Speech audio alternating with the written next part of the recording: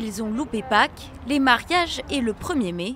Pour la Toussaint, les fleuristes ont obtenu une dérogation, mais dès demain, ils devront fermer boutique, au grand regret de cet habitué.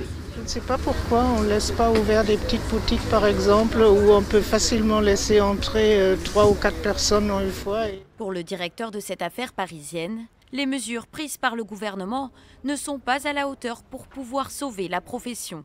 Selon lui, près d'un fleuriste sur 7 a fermé au printemps, une hécatombe.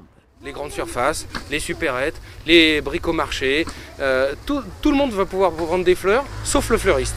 Alors, c'est pas normal, c'est notre cœur de métier.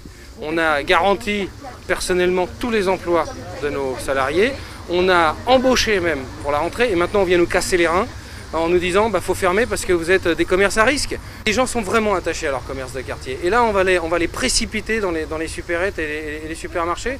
C'est inacceptable. Alors que le reconfinement a débuté vendredi, les cimetières restent, eux, ouverts. Un soulagement pour les catholiques venus honorer la mémoire de leurs proches.